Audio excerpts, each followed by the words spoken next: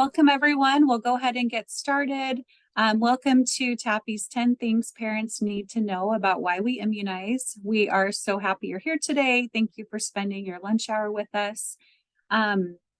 We have many people registered to attend today from all over the state, not just Pima and Maricopa County, but also a lot of people registered from Apache County and Navajo County, as well as all the counties in Arizona today. So we have a great variety of people with us.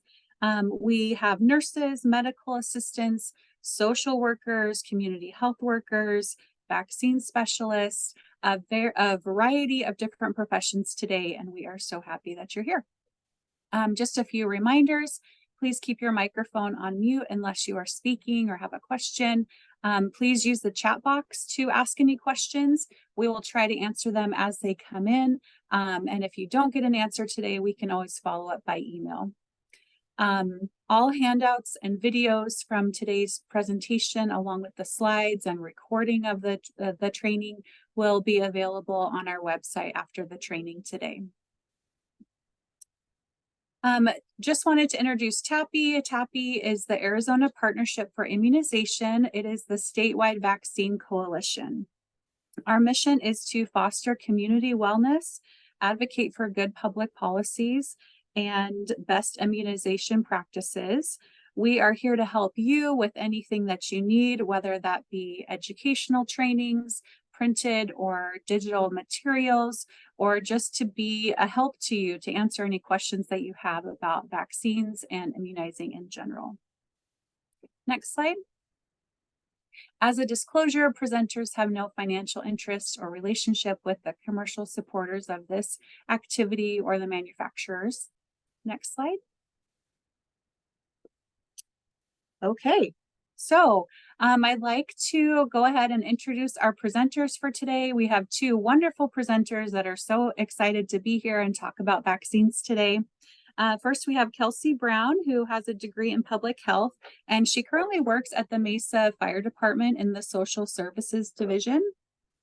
Kelsey is the parent of 2 children and is passionate about keeping kids and our communities healthy. So welcome, Kelsey. Also with us, we have Wendy O'Donnell, the vaccine communicator at the Arizona Department of Health Services. She is the parent of 3 kids and always loves talking about vaccines. She also has a degree in public health and has been a longtime advocate for TAPI. So welcome to you both, and we are excited to hear the training and hear what you have to say. So go ahead.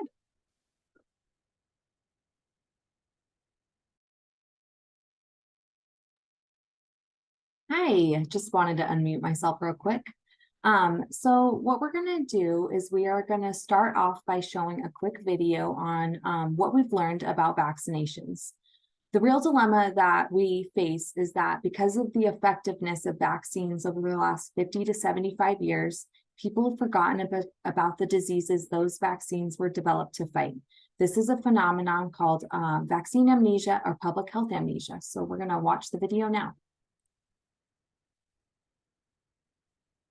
I want to tell you about a time in American history so that it never repeats itself. So it never repeats itself. It was a harrowing time. A heart-wrenching time. I could hear my mother warn me, Seal, don't go out and play. My family was ravaged.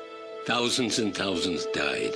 I was scared. So scared. And then one day.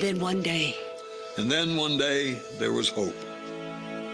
Before vaccines, there were few ways to help protect against deadly illnesses. Diseases like measles, Meningitis, Diphtheria, Hib, whooping cough, or polio, which killed my grandma's youngest son. Without vaccines, these threats can reemerge. I'm here. I'm here to tell my children to help protect their children. Get your kids vaccinated and keep them on schedule. I never want my grandchildren to see what I saw.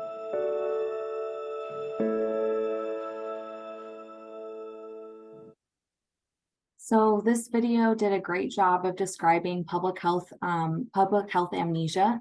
It shows that people forgot how successful or how bad diseases once were because of how successful the vaccines that were created to fight against are. So we're going to implement. So the first message that we want to impart is that kids are at risk for disease. This map shows exactly what we're talking about when we talk about public health amnesia. Measles was thought to be eradicated in 2000, but in 2014, new cases started popping up in unvaccinated communities. Still 5 years later, we see that in 2019, all of the states in dark blue reported at least one case of measles. And if you look at that, that's actually 28 states in the United States that reported a measles case. This is more than half of our states in the US, and the problem persists. These outbreaks are a direct effect of lower rates of immunization, and this shows that even when we haven't seen a single case of a disease in 14 years, that does not mean it has gone away. Continued immunization is the only way to prevent these diseases long term. Epidemiological trends are also showing right now pertussis or whooping cough is beginning to increase as well. Arizona kids are especially at risk. The Department of Health Services requires every school to report once a year on the coverage levels of kids enrolled in schools. This information is made available to the public, and parents can be informed about the coverage levels. Our schools used to be at like 95% coverage rate, but over the last 5 to 6 years, the level of protection has begun to drop with vaccine exemptions increasing. So some schools now hover at 40% vaccination coverage. Arizona has been specifically identified as a hotspot for low coverage levels. The second message is that vaccine preventable diseases still exist. The data shows that these diseases are existing and circulating. You could argue that if you've never experienced one of these diseases, you can fall into the trap of believing that these diseases no longer exist or that they will probably never touch you personally. This video that I'm going to show is hard to watch, but we are going to watch it for the full 2 minutes, and I may or may not be crying after this. It's just kind of heavy. Uh-oh. There we go.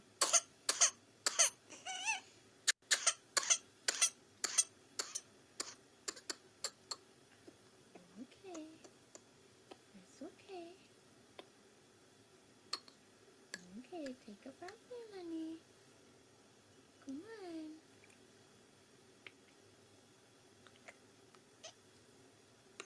Almost there. There we go. Oh my. It's okay. It's okay. Yeah. It's okay. Here. Yeah. It's okay.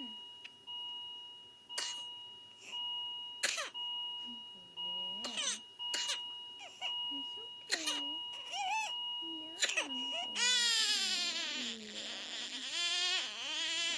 okay, sweetie. Yeah. It's okay. Right. Yeah.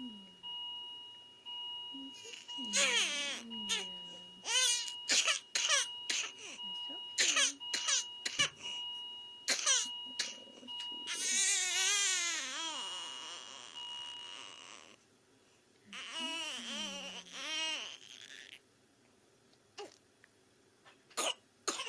Oh, sweetie. It's okay. It's okay. Yeah. It's okay. Yeah. I know.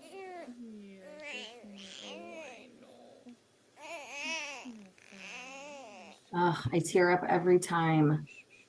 So this video is showing a baby who has pertussis, and it's terrible because it's something that's avoidable.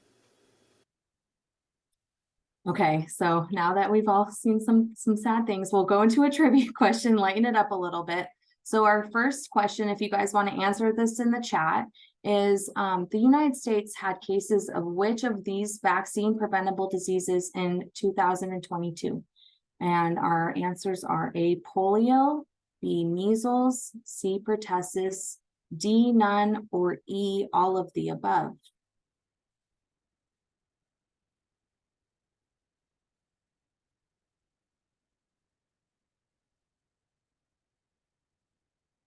Awesome. Yep. It looks like you guys all are right on the mark here. It's E, all of the above.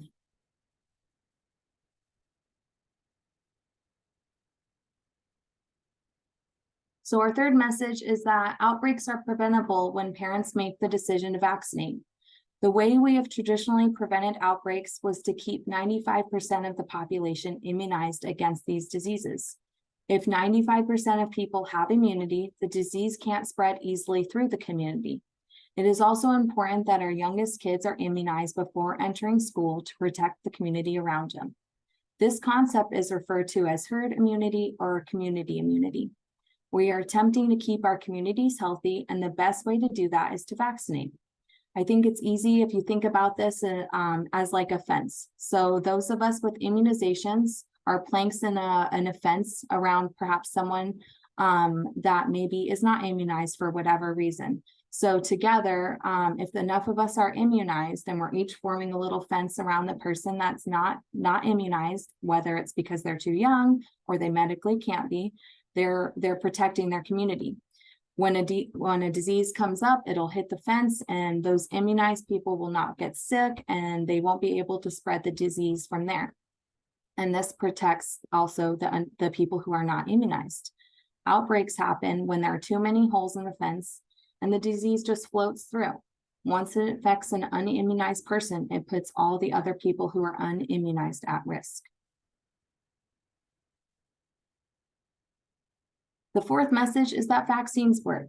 We want to make sure that you have the evidence that vaccines are ethical.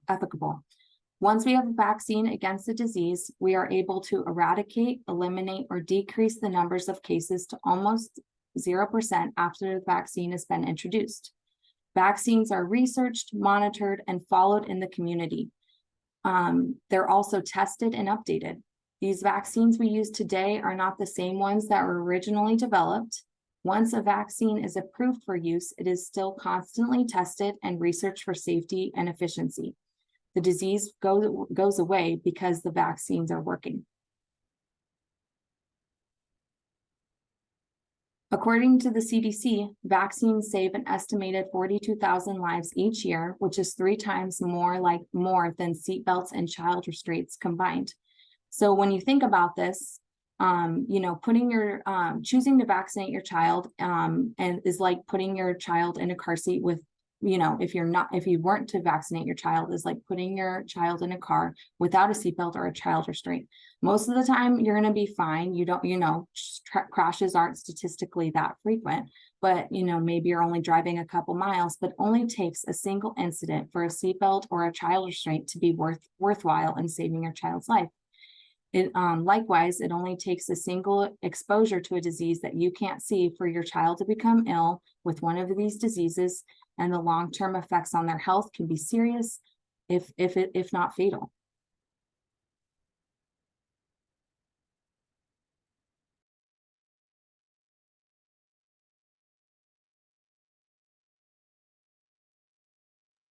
Apologies. And the fifth message, vaccines offer protection to us, sometimes in different ways. Vaccines protect us from getting the actual disease, but newborns who are too young to get vaccinated are protected by their mother's vaccines. This is the first protection, but does begin to wear off at 2 months of age.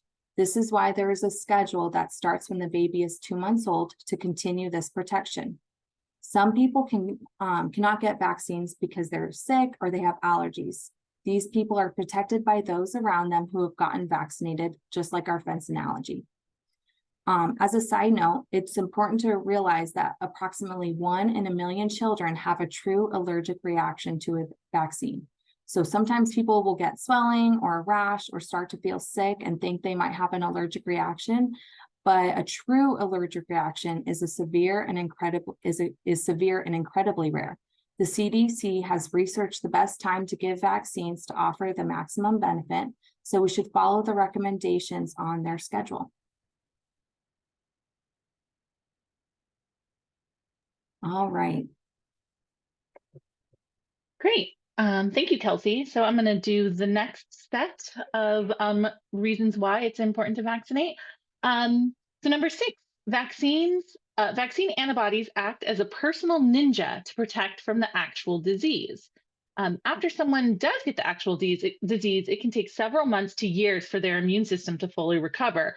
We're learning a lot about long COVID and how that recovery even happens, and what happens to the body after that. But during this recovery time period, your immune system is vulnerable to other illnesses and diseases. So it's better to get the vaccine so you're not actually getting sick and damaging or weakening your immune system for that time period.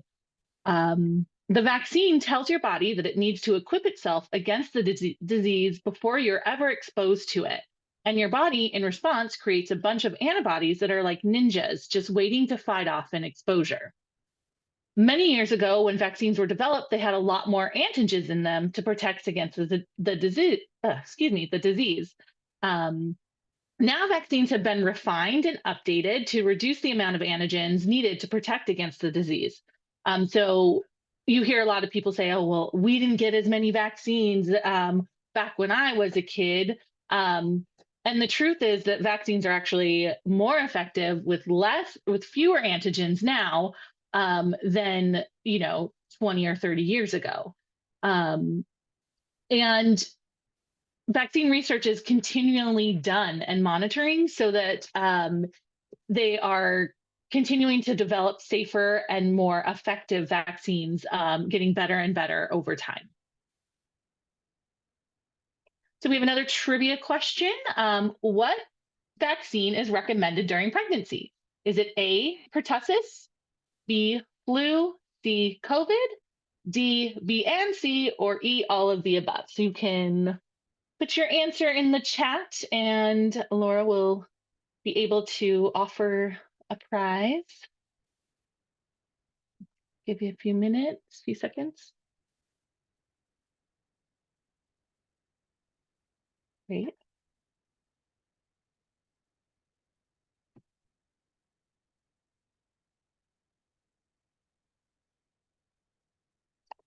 Great. Well, it looks like the majority of the answers were correct. It is E, all of the above. I think I get into this a little bit later, but I was pregnant during 2020. Luckily, I was able to get the COVID vaccine before my son was born, and I feel so at ease. It definitely took some, of course, you're always concerned and worried about everything when you're pregnant, but that was one thing that gave me peace of mind going into, having this new baby and knowing that at least I did a little bit to offer him some protection in that beginning of his life before there even was a vaccine for little kids yet. So, and that leads right into this. Number 7, babies get their first vaccines from moms. There are new recommendations focused on pregnant mothers that during every pregnancy, the mother get a flu, pertussis, and COVID vaccine to protect her and her baby. It's important to talk to OBGYN and have make sure that people are connected to their providers about when to get these. And a lot of times we try to make sure that the whole family is protected. So I know for my first pregnancy, I had my husband make sure he was up to date with all the vaccines he needed, and he got a Tdap with each of my pregnancies. I made sure grandma and grandpa, both sides got it, and anybody that was going to be around those babies were protected to help offer that protection. So not only was I hoping to spread antibodies to my baby to protect them during that first few months, I wanted to make sure that they were protected once they were outside of me and no longer protected by me, just creating that fence to protect them from diseases.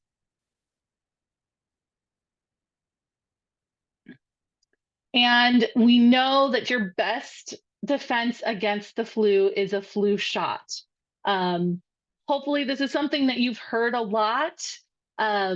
we talk about universal precaution, washing your hands, social distancing, staying away. And these precautions that we talk about that we stress so much during COVID will help with the flu as well. But the best defense is getting a flu shot. Not only can it help protect you from getting the flu, if you actually do get the flu, it can help your symptoms be less severe. Um, and in these days, it's kind of hard to figure out, is this the flu or is this COVID without getting tested?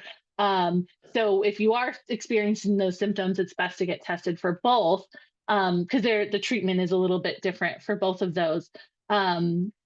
You hear people say, and this is very common, oh, I got the flu shot, and a few days later, I've had the flu. So it's important to know that sometimes vaccines, as Kelsey kind of mentioned before, you can have a reaction where you get body aches, a low grade fever, things like that. But that's actually a good sign. It's a sign that your immune system is having a response to that vaccine. So it's gearing up. It's making those antibodies. It's trying to protect you. So I always try to kind of switch it around and make it a positive and say, oh, I'm sorry you don't feel well, but that's great. Your body is gearing up to help protect you in case you ever are exposed to the flu. So try to turn that on its head and turn it into a positive. Okay, another trivia question. Can you get a flu vaccine and COVID vaccine in the same visit? So A is yes, B is no, C is not sure.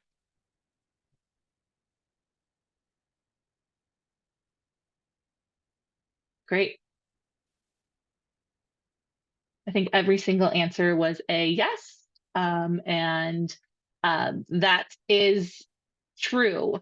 It, definitely helps cut down on time. If you're able to get both at the same time, that's you don't have to go back to the pharmacy. You don't have to make another appointment. You're there. It's a great time to get both. So number 8, doctors and science support vaccination. This is overwhelmingly true. Doctors and science are in support of vaccination and will definitely recommend it. So all of these organizations listed on this slide support immunization as a strategy to keep kids healthy. Trust your healthcare provider. Their education, knowledge, and experience is what you can rely on if you have questions.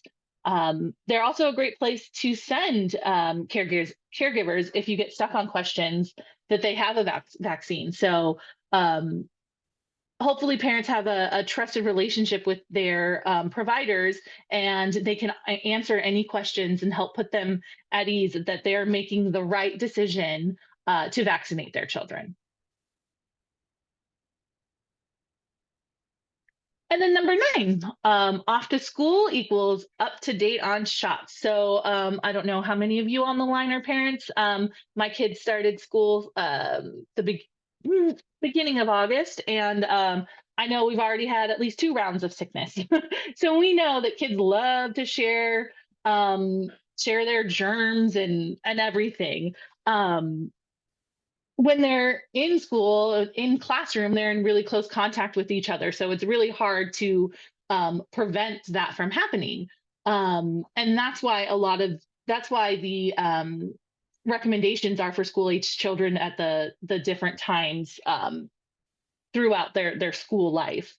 There's a difference between required and recommended vaccines. So you'll see something that says the CDC recommended vaccines, and that list is more robust and more comprehensive than the school required vaccines. You would think it would be the other way around. You would think that required would be more important. But the school required ones are based off of what the state legislature has voted on. So that's the difference. That's kind of based on policy, and the CDC recommended vaccines are based on science and will offer the best protection for everybody.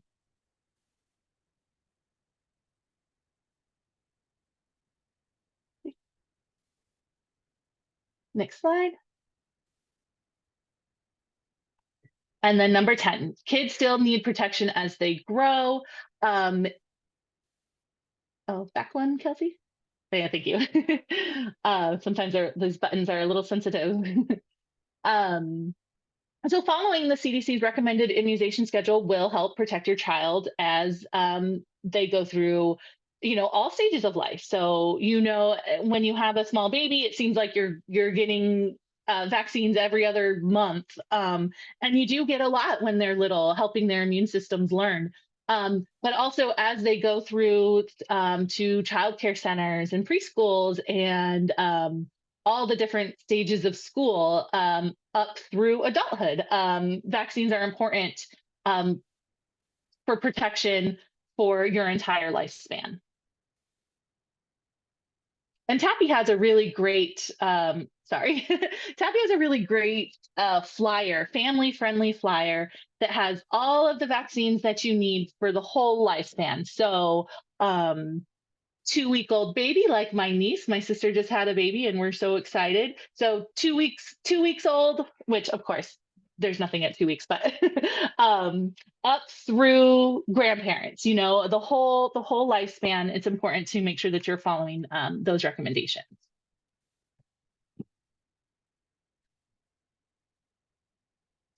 So now we're going to talk about, we have a little video about how vaccines work, and it's really interesting.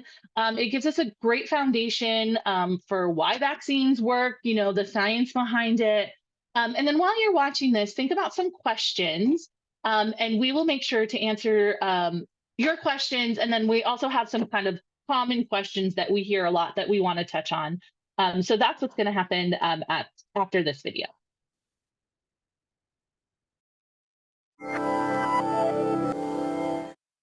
Aren't you glad you don't have scurvy? In 1747, in the first medical trial ever performed, Scottish physician James Lind found out that eating citrus fruits could cure scurvy. Now, today we know this works because citrus contains high levels of vitamin C. In fact, ascorbic acid, a common name for vitamin C, comes from the Latin for not scurvy. By issuing rations of lemon juice to sailors, the British Navy was able to pretty much eliminate the disease until the late 1800s, when polar explorers suddenly began to see scurvy again. The copper pots holding their lime juice had destroyed the vitamin C, but they were pretty confused. So despite James Lind's experiments 150 years before, citrus fruits became the enemy. And when Robert Falcon Scott set out to reach the South Pole in 1911, he carried the finest in canned meat products, biscuits, chocolate, tea, and zero vitamin C.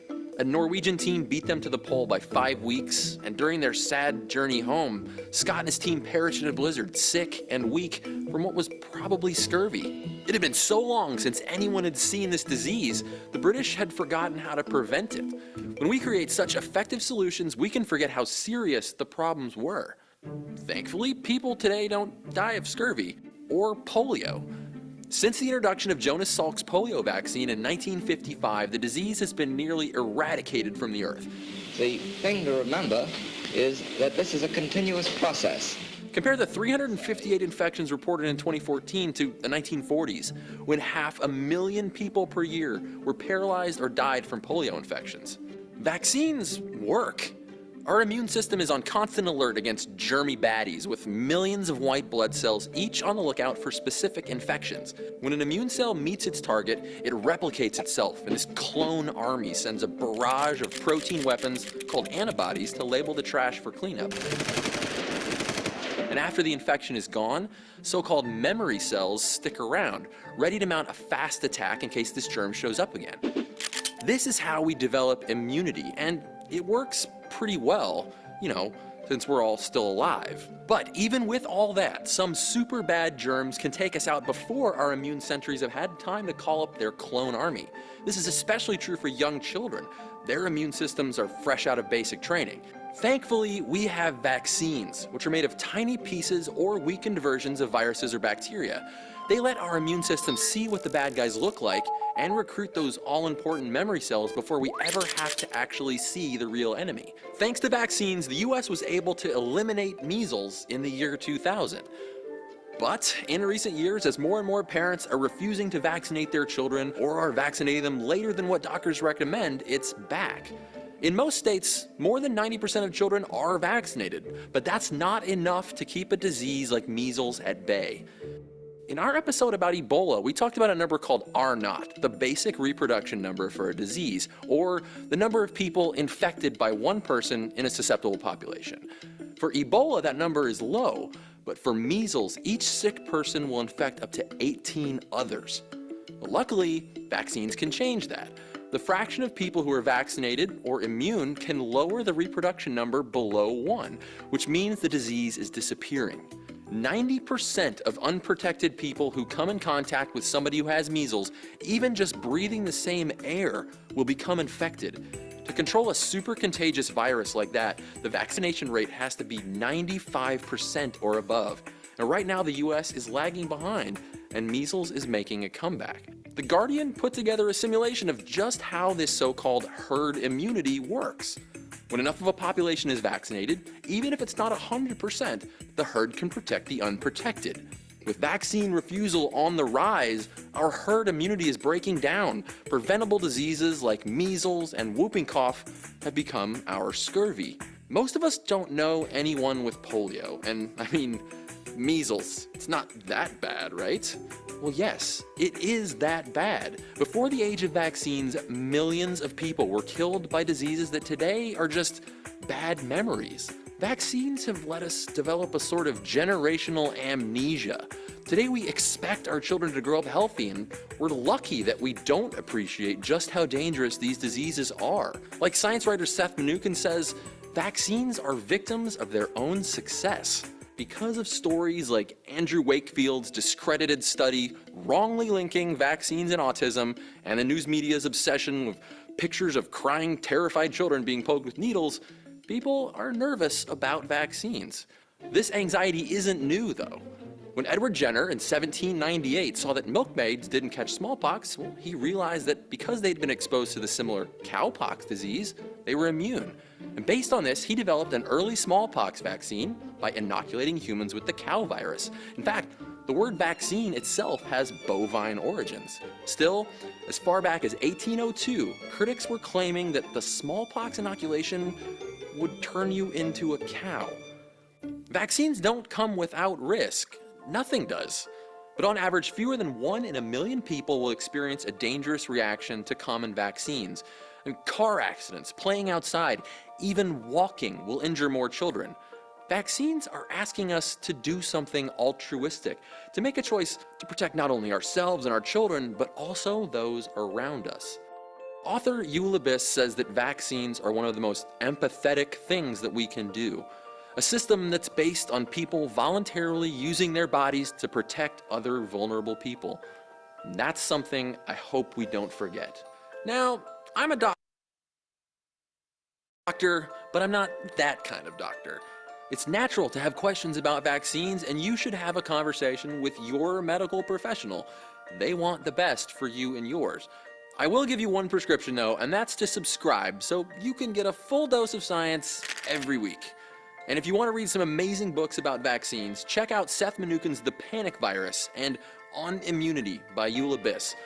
Links in the description. Stay curious.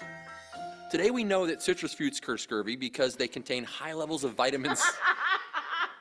Citrus.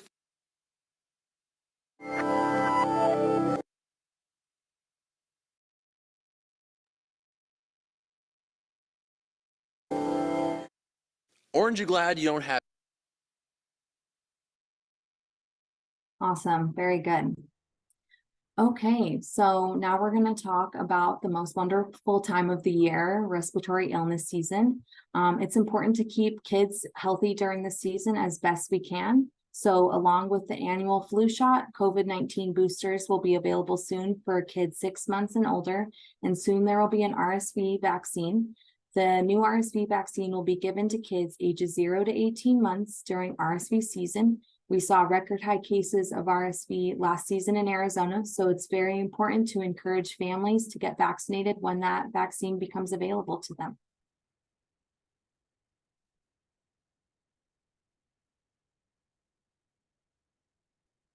Laura, did you want to take this one? Yes, I'd be happy to. So we've been getting a few questions in the chat.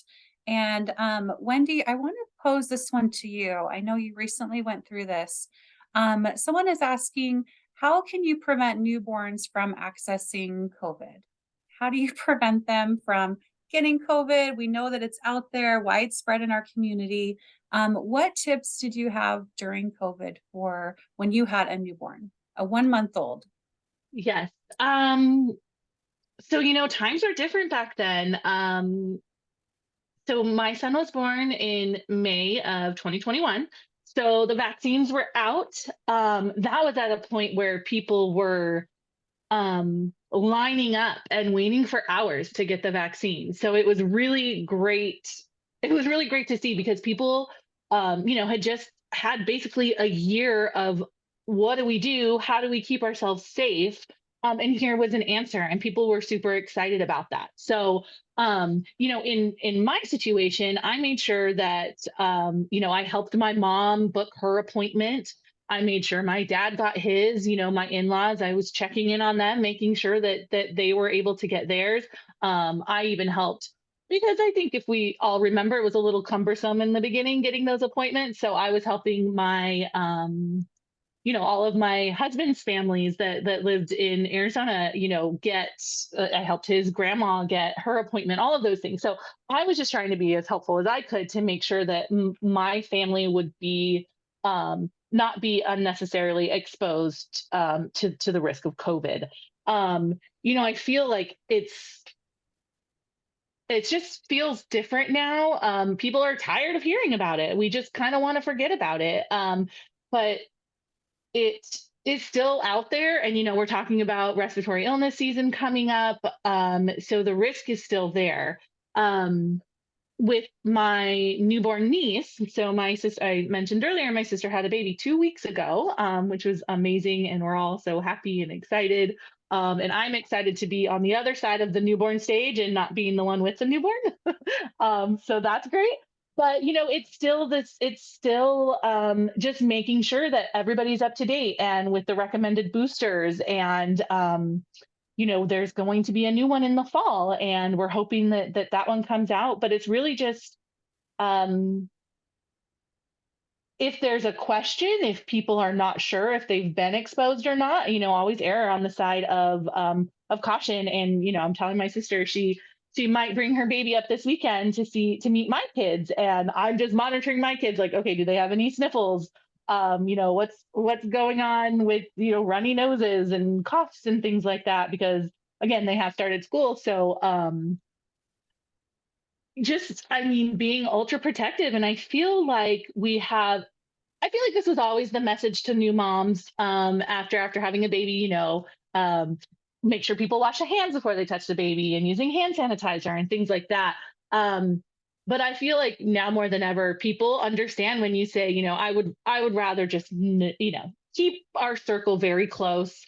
And when that baby's able to get their first round of shots, and then when they're able to get the flu shot at 6 months, and the COVID shot at the same time, it's really hard. And then you have I'm sure there's family members out there who are like, well, I'm fine, it's not a problem.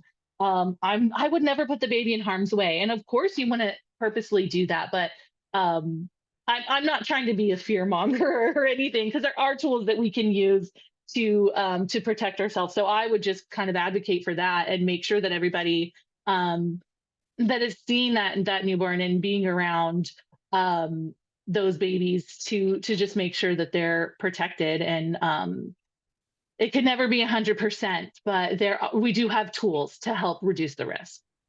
Yes, thank you. So great. I love to hear the experiences.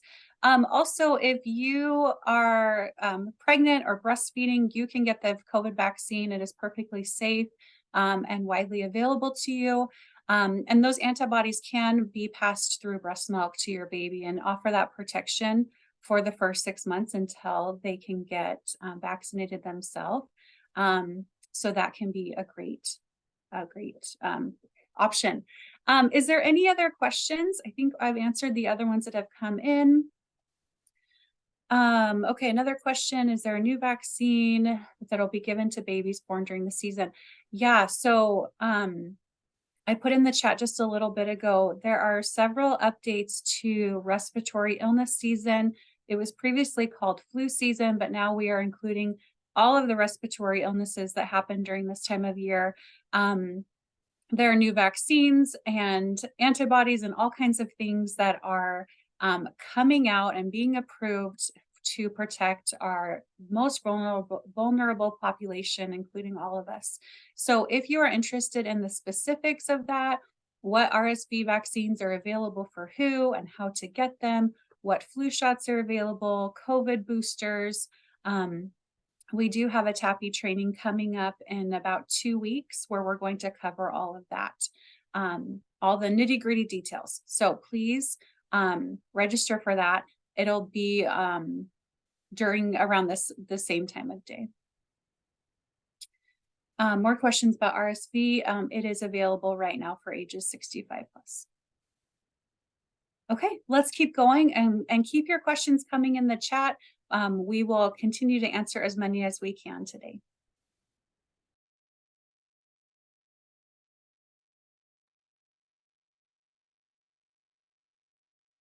Hi. All right, so next we're going to go through a couple scenarios. So the first scenario is the following.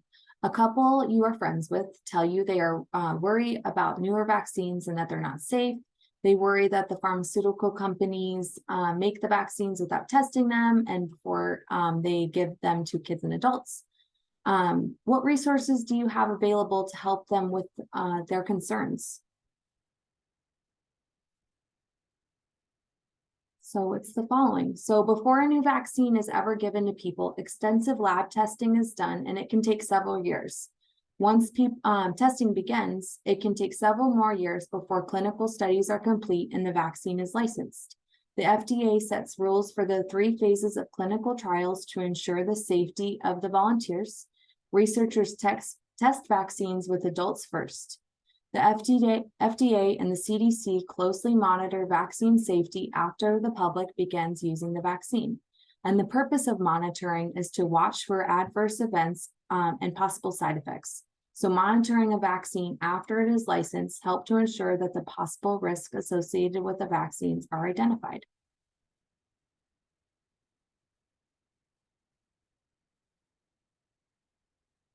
The journey of your child's vaccine. A vaccine must be safe and effective. How a new vaccine is developed, approved, and manufactured. Vaccines begin the journey in the laboratory, where scientists work to figure out how best to protect against dangerous germs. Before a new vaccine is made available to the public, researchers usually must do years of lab tests on the vaccine. If lab results look promising and the vaccine appears to be both safe and effective, volunteers will be enrolled to get the vaccines in a series of carefully monitored clinical trials. The manufacturer usually conducts 3 phases of clinical trials. Each phase is designed to gather more information about the vaccine's safety and how well it works. These trials can take years to complete. During phase 1, about 20 to 100 healthy adults get the vaccine. Researchers track how well the vaccine works, whether it's safe, what is the correct dose for disease protection, and what possible serious side effects may occur. In phase 2, hundreds of volunteers participate. This is when experts learn more about the possible short-term side effects and how the volunteers' immune systems are responding. Phase 3 trials are the most informative, with results from hundreds or even thousands of volunteers. In these trials, vaccinated volunteers are compared with volunteers who receive another vaccine or no vaccine. These results give researchers a better idea of how well the vaccine works and if there are possible side effects they should expect. The Food and Drug Administration, or FDA, along with the Vaccines and Related Biological Products Advisory Committee, review all of the data the researchers have gathered throughout the trials and decide whether or not to license the vaccine. Once licensed, vaccines are made in batches called lots. Manufacturers test the lots to make sure the vaccines are safe, pure, and potent.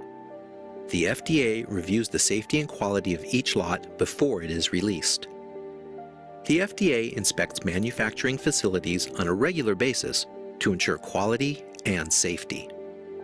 How a vaccine is added to the U.S. recommended immunization schedule. Once the FDA licenses a vaccine, CDC brings together the members of the Advisory Committee on Immunization Practices, or ACIP, to review all of the research available on the licensed vaccine. The members of the ACIP include world-renowned vaccine and disease experts from groups like the American Academy of Pediatrics and the American Academy of Family Physicians, CDC, and other government agencies. These experts look at how well the vaccine works and whether it's safe when given to different age groups. They also weigh the seriousness of the disease the vaccine prevents and figure out how many children would get sick if they did not get vaccinated. The experts then decide if they should recommend that vaccine be added to the U.S. recommended immunization schedule. If the CDC approves the experts' recommendations, the vaccine officially becomes part of the schedule, and soon it will be available at your healthcare provider's office. How a vaccine's safety continues to be monitored. Once children start getting the vaccine, the FDA and CDC continue to watch for possible side effects. Reactions that happen after a vaccination get reported to the Vaccine Adverse Events Reporting System, or VAERS. Anyone can submit a report to VAERS, including parents, caregivers, patients, doctors, and nurses. However, the reactions that are reported may or may not be caused by the vaccines. They may require further investigation. Researchers at FDA and CDC analyze the VAERS reports and look for any trends that may be happening. FDA and CDC also use other vaccine safety systems. The Vaccine Safety Data Link, or VSD, and the Post-Licensure Rapid Immunization Safety Monitoring System, or PRISM, actively monitor new vaccines to obtain additional information about their safety. VSD has access to healthcare information for over 24 million people. PRISM can analyze healthcare information from over 190 million people. CDC also uses the Clinical Immunization Safety Assessment Project, or CISA, to study vaccine safety. CISA is a collaboration between CDC and 7 medical research centers. CISA vaccine safety experts conduct individual case reviews and clinical research studies about vaccine safety. Recommendations for using the vaccine may change if the vaccine's risks are found to be greater than its benefits. The end goal is always the same: to safely and effectively protect children, families, and communities against potentially serious diseases. For more information, please visit. Wow, that was a lot of information. And we really wanted to just illustrate this because it shows that there's lots of agencies watching out for the side effects and the safety concerns with vaccines. It's not just the CDC. cdc.gov. It's not just the CDC or the FDA. There are several organizations making vaccine safety their top priority. So when we talk to parents, we can reassure them that vaccines are safe and effective. The journey of your child's vaccine. All right. So our next scenario is the following. Mom and dad both think vaccines are good, but that babies get too many at one visit and their immune systems are still too new for so many. So they plan to delay some vaccines and only get 2 at each visit. What are some things that you can say to educate them and reassure them?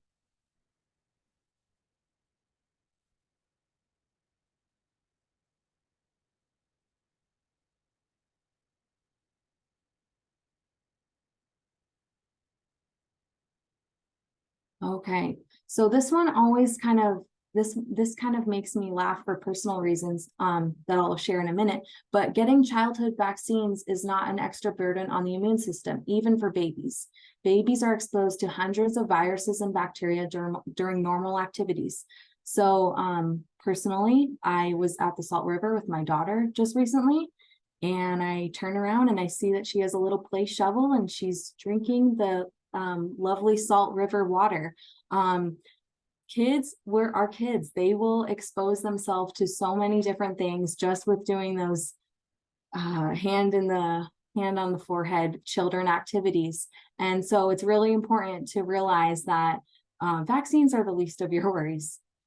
Even though kids receive more vaccines, they receive far fewer antigens overall compared to their parents and grandparents. So our children are now protected against more diseases. All right, and now we're going to watch a video from CHOP. So this is Dr. Offit. It's helpful to know what to say to parents when they bring up a concern like this for too many vaccines.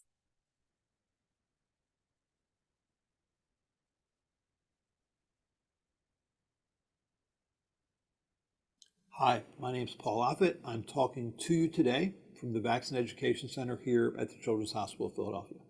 The most common question that we get asked here at the center is, do babies get too many vaccines? It's an understandable question.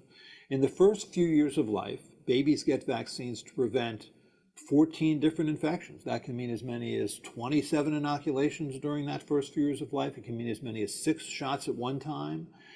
And I don't care how smart you are about viruses or immunology, it's hard to watch your baby go through that. So the question is it too many? Well, so let's take a step back. When babies are in the womb, they're in a sterile environment. When they enter the birth canal and the world, they're not. And very quickly, they have living on the surface of their body trillions of bacteria. I'm not just trying to sound like Carl Sagan here, literally trillions of bacteria. You actually have roughly 100 trillion bacteria on the surface of your body. That's more than you have cells in your body. Now, each single bacterium has between 2,000 and 6,000 immunological components. Now, by immunological component, what I mean is the complex sugar that sits on the outside of the bacteria, so-called polysaccharide, or the proteins that make up the bacteria. Viruses also have proteins, and those are considered also immunological components. Now, if you add up all the immunological components that are currently contained in vaccines, it adds up to about 160. So think about that, 160 immunological components which consist of viral proteins, bacterial proteins, or bacterial polysaccharides, as compared to the trillions of bacteria, each bacterium of which contains 2,000 to 6,000 immunological components. So I think literally what you are exposed to in vaccines is a drop in the ocean compared to what you're exposed to in daily life. Frankly, I think a cut on your knee is a greater challenge to your immune system than are vaccines. I think the common cold, which can reproduce itself thousands of times in your body, is a greater challenge to your immune system than vaccines. So I think the short answer to the question, can babies tolerate so many vaccines given in the first few years of life, is yes. Because frankly, they encounter far more in their environment than they're ever going to encounter in vaccines. Thank you.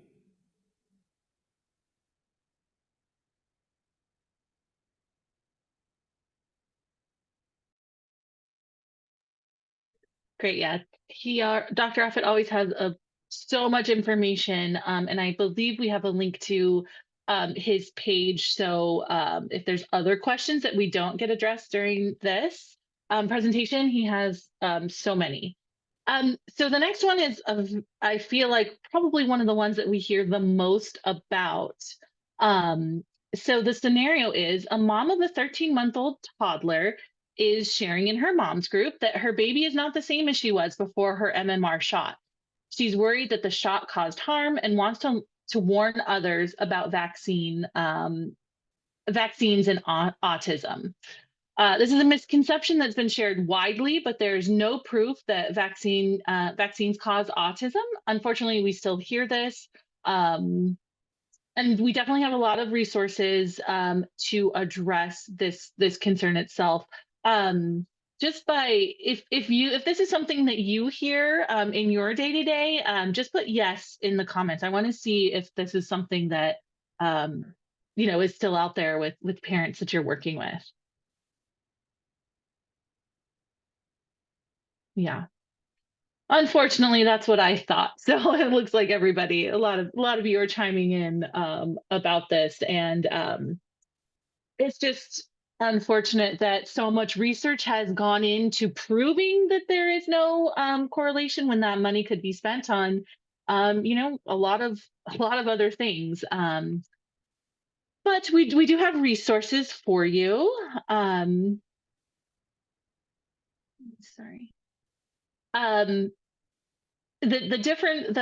thing with autism and measles, the MMR shot, is that the early signs for autism typically show up right around 12 months. Your baby's starting to develop a personality. If anyone has a toddler in here, it's like as soon as they're starting to talk, their favorite word is no. That's when they're starting to show who they actually are. So the symptoms come up at the same time as they're getting this immunization. So what we like to talk about is that correlation does not equal causation. Just because it's happening at the same time doesn't mean it's caused by one or the other. So I want to go into the next slide and show the video of Dr. Offit explaining this, because he does a much more thorough job than I do. So here we go.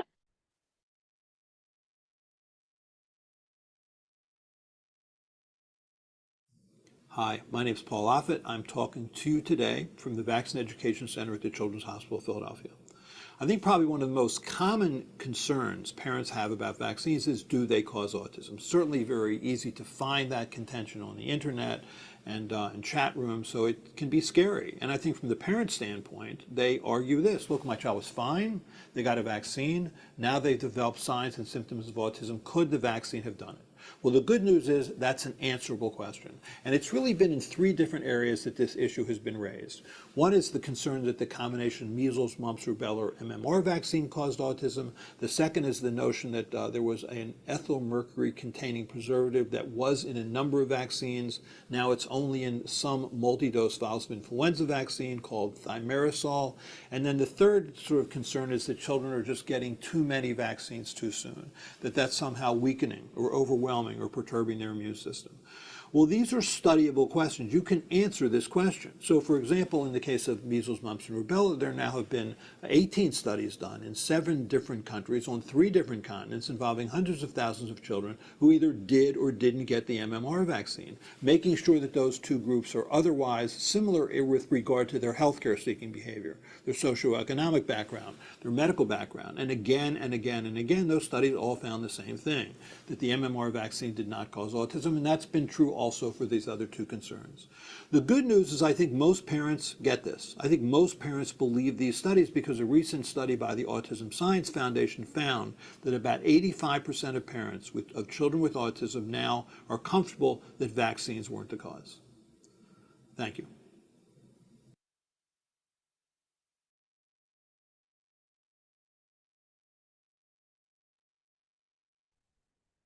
Okay, great. So our next scenario, a family you're working with just attended a chickenpox party so that their kids have a chance to get the disease and boost their immune system. They want to know if chickenpox and measles parties are a good idea. So this is something too that we also heard about at the beginning of COVID. Back when we didn't know anything about it, we heard about COVID parties and somebody would have COVID. So then a bunch of people would go thinking that they would get immunity and then they wouldn't be exposed to it going forward, or they wouldn't get sick from it going forward. And we know that those were very, very dangerous and caused, they absolutely led to deaths of people who attended those parties. So we talk a lot about naturally acquired immunity and then immunity from vaccines.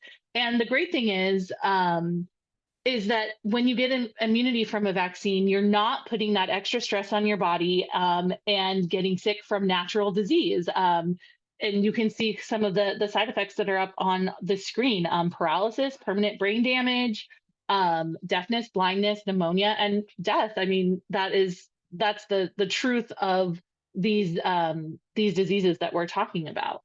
But we do have another video where Dr. Offit talks about this.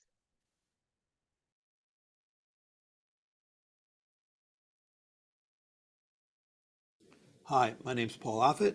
I'm talking to you today from the Vaccine Education Center at the Children's Hospital of Philadelphia. One question parents reasonably ask is, isn't natural infection better than immunization? Well, I mean, I'm a man in my 60s. I was a child in the 1950s. I had measles. When I had measles, I developed an antibody response that is probably threefold greater than what children will get if they get a vaccine. But what I didn't have to suffer by being naturally infected was I didn't get pneumonia, which could have caused me to be hospitalized. I didn't get encephalitis or infection of the brain, and I didn't die. I mean, every year in the 1950s, everyone got measles by the time they were 9 years of age. That meant that 3 to 4 million people every year would get measles. About 48,000 would be hospitalized with pneumonia or encephalitis, and 500 would die. Fortunately, I wasn't one of those people, but I could have been. So the better question isn't, is natural infection better than immunization? The better question is immunization good enough? Can immunization induce an immune response that's good enough to prevent and arguably eliminate these diseases? Well, we have the answer for measles. When we had a second dose measles vaccine recommendation in 1991, that meant that all children in this country were recommended to receive a measles vaccine when they were 12 to 15 months of age, and again at 4 to 6 years of age. With that, we eliminated measles from the United States, eliminated it by the year 2000. The only reason that it's come back recently is that a critical number of parents have chosen not to vaccinate their children. So I think the good news about the measles vaccine is it induces an immune response that's good enough to have eliminated that virus from this country without asking children or having children risk the severe and occasionally fatal effects of a natural measles infection. Thank you.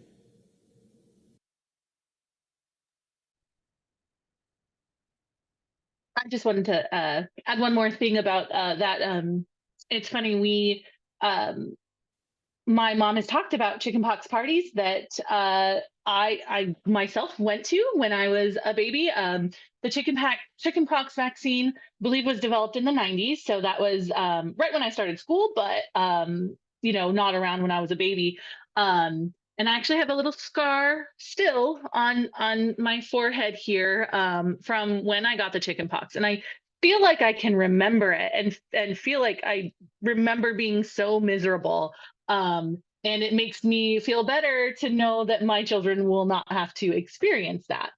So that makes me really happy. I was actually reading through some of the comments during that last video, and somebody asked a question about breastfeeding. Does breastfeeding offer protection to newborn babies? And I have a kind of a great story on that. While I was breastfeeding my son, I had the opportunity to donate a lot of my breast milk to a friend, and she had COVID kind of sweep through her house. And she had, at the time, four little ones, and I believe the two older ones, one of them had COVID and spread it to the other one. And the little ones that were, a couple months old, they were born just a little bit after my son was born, who were getting some of my breast milk, were actually protected and they did not get sick. So it was, this is just kind of an anecdote. It's our own little experiment that worked in ours, and who knows what else was at play to help protect those little ones. But that made me feel really good, that was something that I could do to help keep those little ones from getting sick like their big sisters. So I just wanted to share that little story because I saw that comment. So Laura, do we want to open up and see if there's more questions, or do you want to go through the rest of your slides and then we can open it up for questions? Or Sure, let's take some questions now. If you have any questions you've been wanting to ask about vaccines, please put them in the chat. Let's go over this one. Is it recommended that babies that are born prematurely follow a schedule for their adjusted age? The answer is no. They actually get vaccinated on their actual age. They follow the same schedule, except in terms of hepatitis B. That vaccine is a little more important to make sure that I think it's based on weight. So definitely talk to the pediatrician, medical provider, about that. Other than that, then yes, they should follow the regular schedule. We had another question. Wendy, talk about a little bit more about the school requirements. So versus the recommendations. Why is it important to follow the recommendations rather than the school requirements? Kind of talk about what the school requirements are and, answer that. Sure, yeah. So so as I mentioned, the school requirements are basically ones that are voted on by the politicians in our state. I'm not going to get political or anything, but we actually have legislation saying that certain vaccines will never be required for school. So they've made a decision based on politics, not based on science and or health, or necessarily really the best interest of your child and what they could be exposed to. So we know that the HPV vaccine is a cancer prevention vaccine. The studies are out there. It's amazing what this vaccine is doing, and it'll be amazing to see in as these kids who are regularly getting vaccinated at 11 or 12, as they grow up into adulthood and into older adults, how we're going to see those rates of the HPV related cancers just, I don't want to say disappear because there'll still be some, but just decrease by amazingly, kind of like we see with measles, when people get vaccinated. In that chart that Kelsey showed earlier, the cases just kind of plummet when there's a vaccine that's related to these different diseases. So I think that's amazing, that we have a vaccine that can prevent cancer, and it's a great tool just to keep everybody healthy and moving forward in their lives and being able to have families and jobs and grandkids and things like that. So I think it's really amazing what science has done. Hey, Wendy. Yeah, go ahead. I learned something. You just brought up the HPV vaccine. I learned this summer that the HPV vaccine is not required for schools here in Arizona or the US, but it is required for schools in Australia. So they are predicting that HPV will be eliminated in the year 2030 in Australia. They will never see it again there.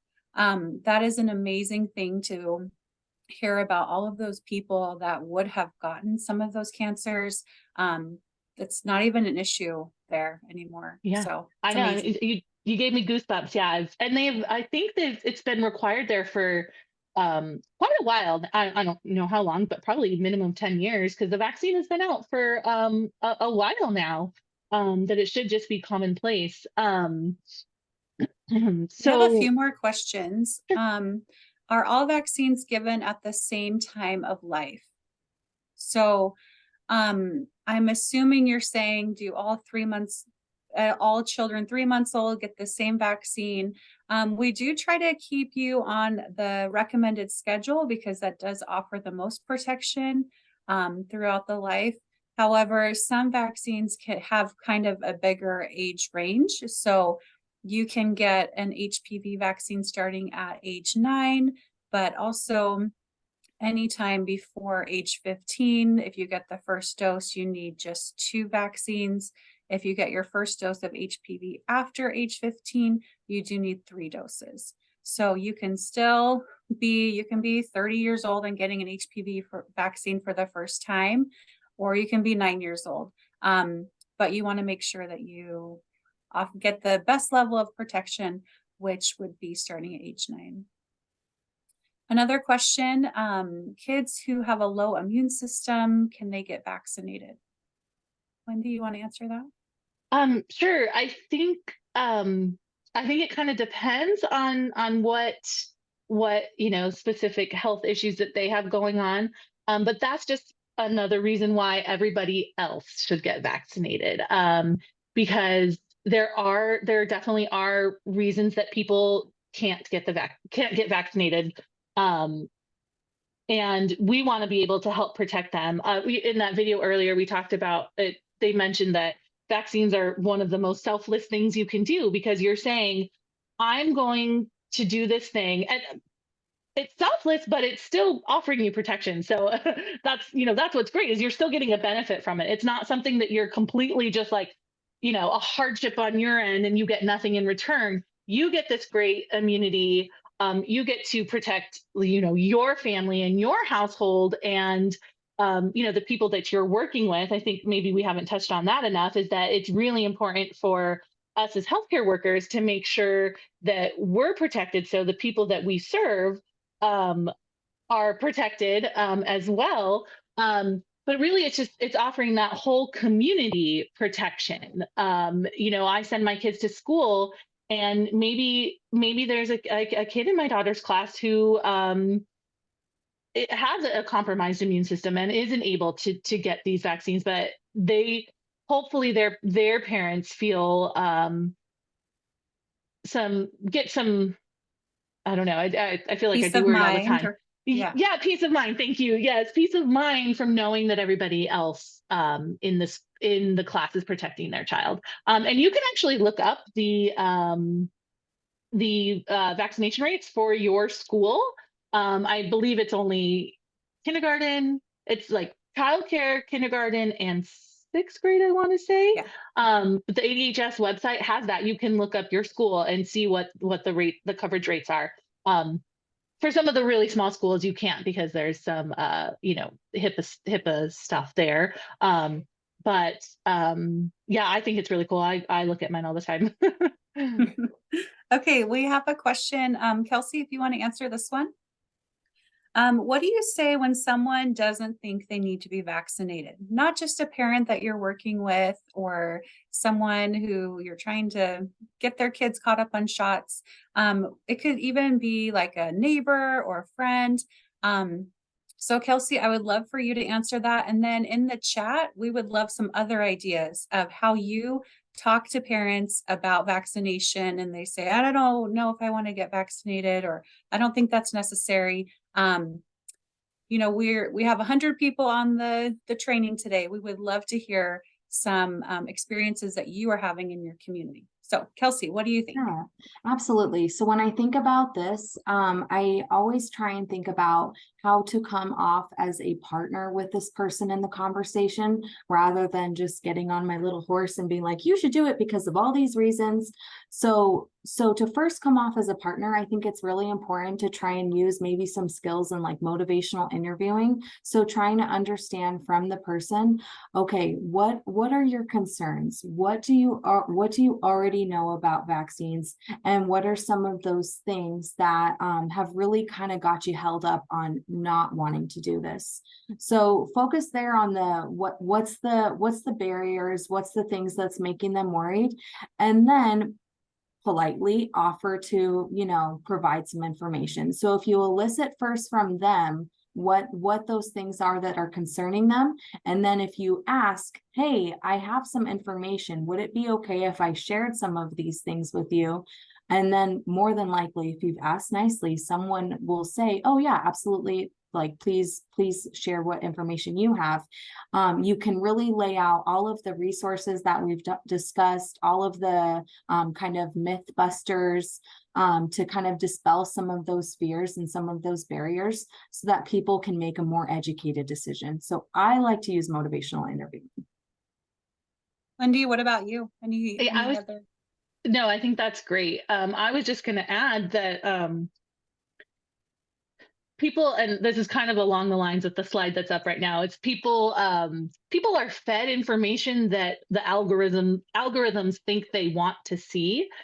So if you just Google, like dangers of vaccines, just because you're curious, then you're going to be fed a lot more stuff like that. So I think it's important to talk about how to find a reliable resource and what to look for on a page. If you go to a page and it says, oh, we'll sell you this colloidal silver for $10 and this will solve your problem and make your immune system strong. And I don't know where I got that colloidal silver. I think I've heard that somewhere, but that just, so I'm not specifically saying that, but if they're trying to sell you something, then it's in their best interest to make you believe that you need it. That's not going to be a trusted site. When you go to these like .govs, .edus, those are the ones that are going to have trusted information that's reliable, that's based on science, not money, basically. That's great. Okay, let's go through the next few slides, and then we'll have a little bit of time left at the end for additional questions. So like Wendy was saying, it's really important that you know where to find reliable resources, both for yourself and also to give to parents who you are working with.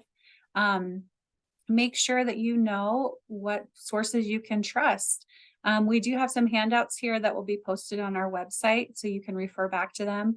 But there are great websites, apps, books, videos, all kinds of information that are from trusted sources, including the Children's Hospital of Philadelphia, their Vaccine Education Center. Some of the videos we watched today were from them. They have spend a lot of time researching and educating the public on vaccines. We also really recommend the CDC. You can find handouts and resources and places to answer questions on the CDC website. Next slide. One of our coalition members developed this handout. Like I said, I'll link it onto our website, but it just kind of goes through some common questions that you may receive and then kind of how to answer them. And talking points and things that you can use to talk to parents or even your neighbor or your sister-in-law if they have any questions about vaccines. And then our TAPI website is whyimmunize.org. We have a lot of different resources available for you there, broken out by different vaccines or what vaccines are needed by age. We have a page for school-age kids and teens, adults, and like Wendy said, the flyer, the lifetime flyer, it's right there in the middle, I believe. Actually, I think it's a different one, but TAPI has a lot of different resources available. These are all free resources if you would like them to give out to parents, if you need an immunization schedule or just some information about specific vaccines, please go to our website, order them. We are here for you and to help you with any of your vaccination needs. We have flyers targeted at specific vaccines, like we just developed some about HPV and Mpox. We also have a lot of flu resources. This flyer in the bottom right corner just talks about how to stop the spread of germs. A lot of people put this in their school office or exam room. Just a friendly reminder to cover your cough, make sure you wash your hands, wear a mask if you're sick. Let's keep our community as healthy as possible. Like I said, these are all free resources available either for download on our website or we can print and mail them to you for free. We want to make sure that our resources get out in the community, which is where they need to be. The next slide. Okay, we have a few minutes left. Thank you so much to our presenters. Let me see what other questions have come into the chat. Okay, excellent. When parents say they don't want to let their kids get HPV because it'll promote promiscuity, I just ask them if they explain what every other vaccine is for, and that opens up conversations and makes them think more about getting it for their child. That is a great way to address that. I have some school-age kids, and all of them that are over 9 have gotten their HPV vaccine. And when my kids asked, what is this vaccine for? I said, oh, this is the cancer prevention one. And they said, really? Like, this is it? And I said, yes, this vaccine prevents cancer. I will never have to worry about you getting several different types of cancer because you are fully vaccinated. And I also really like to, when on the news or, someone gets sick at school and they say, oh, this person has whatever, or, if they hear the news about a measles outbreak, I say to them, did you know that you're vaccinated against measles? You're never going to get measles. It's amazing. And they're like, oh, that's great. What does the HPV vaccine, what age do they get it? HPV vaccine is the cancer prevention vaccine, human papillomavirus, that can lead to many different kinds of cancer. I can put the link to our HPV webpage in the chat if you'd like some more information. Wendy, do you want to take this other question? Please address vaccinating children who have a fever when seen for their well check. There are so many missed opportunities because of this. TAPI actually has a flyer that addresses this. I will look for that quickly also and put that in the chat. But Wendy, if you want to go ahead and talk about that. But Laura, I'm not clinical, so I don't feel comfortable, talking about different situations with that. But if you have a resource to share, I think that would be really helpful. Okay, perfect. I was going to tell kind of a little story about the HPV vaccine. If you guys aren't tired of my stories yet, my daughter is a notorious. My oldest, my middle child does not care at all, but she really hates getting shots. She just really, really hates it. She did really well with the first COVID shot, and I was so proud of her. And she, had a little freak out, but she was able to do it. But I mean, she's like famous in this office for really not. Anytime it's flu shot time, they know they gotta, get a couple more people in there to help get her that. So at her last visit, her 8-year-old, well child check, we're talking, and of course the doctors, she asked, do I need a shot? And she says, no, you're fine, you're good. It'll be a couple years before you need any of those middle school shots, blah, blah, blah. And I was like, except for next year when she needs her HPV vaccine, right? And the doctor was like, oh, yes, of course. Yes. We'll get that at 9. And I'm sure my daughter was not happy that I brought that up, but I will for sure be bringing it up when I go to that office again. We do rely a lot on our healthcare providers to know when things are due. But I think because there is kind of a bigger age range in there, that might be their standard practice to just do it at the 10-year-old or the 11, or with the rest of the middle school vaccines. So I think that was probably what she would have recommended in the first place. But I see no harm in starting it early, and it's not starting it early, but starting at the earliest recommended age. So that's what I'm choosing for my family. So. Perfect. Any other questions? Feel free to put them in the chat. I did find the link to send out about the people who have a mild illness can still get vaccinated with no issues. The American Academy of Pediatrics recommends that you stay on schedule. If you have a very high fever, then that is when you would not want to get vaccinated, meaning very high, over 102 degrees.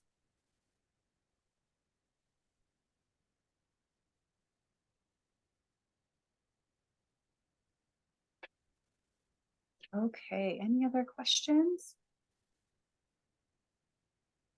We would love to have you all fill out a survey just to evaluate the training today and see if it was helpful, if there's any suggestions for next time. We do offer this training a few times a year, so we want to make sure that if there's anything we should change, we can go ahead and improve future trainings. If you would like CEUs for today, you do have to attend at least 90% of the training today. And I will put the CEU link in here also. Give me just a minute.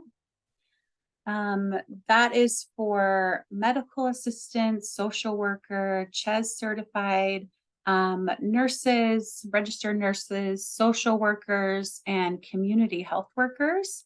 So we have quite the variety of professions that we can offer CEUs for.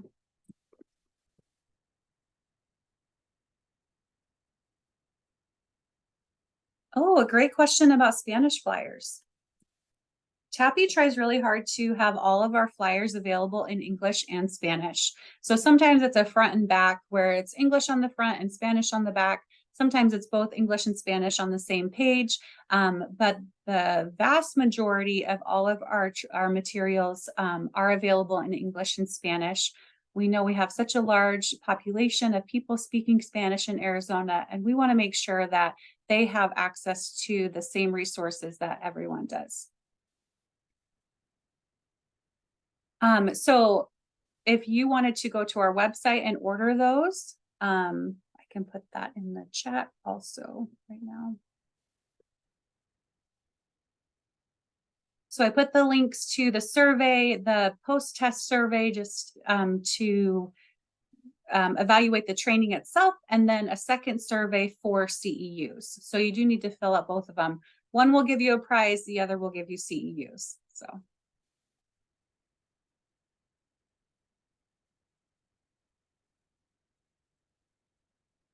Kelsey, do you have anything else to add about vaccines or any other stories to share? We have 3 minutes left. You know, I was thinking about, we focused a lot about the elementary population, babies, that sort of thing. But in my line of work, I work with mostly older adults. So in my head, all I'm thinking is shingles, shingles, shingles. So that's a big one that I focus on in my community right now. So again, it's all the way from through the lifespan for sure. Great.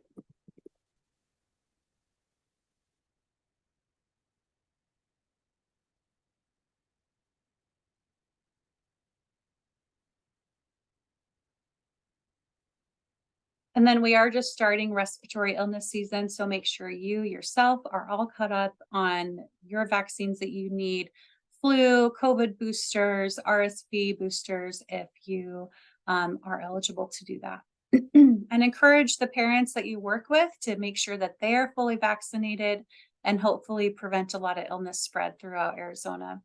Last year, we had a very high RSV season. Our emergency room waiting rooms were very full.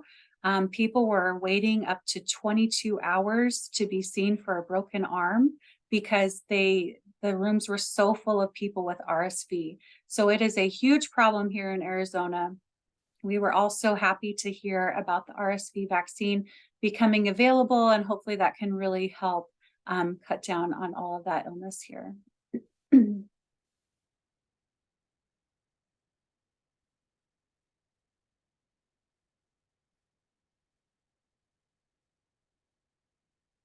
Okay, I think we went through all of the questions. If I will be emailing out the link to find the slides and the videos and the recording of the training, as well as the CEU link and the survey link.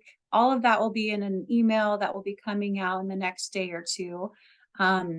If you are watching with another person in the room, please let me know in the chat, just so we can give them credit for attending also.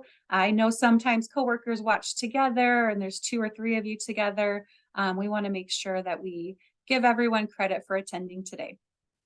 And if you enjoyed the training today and you think you have a different coworker or someone else that would be interested in attending this training, we will offer it again in 3 months. December 7th is the day for that. It's the same training. You're welcome to come back if you feel like you want a refresher, but it is the same training. So feel free to spread the word and let other people attend the training. I think it's really beneficial to make sure that we all have the most information possible. So thank you so much. Have a great day, everyone.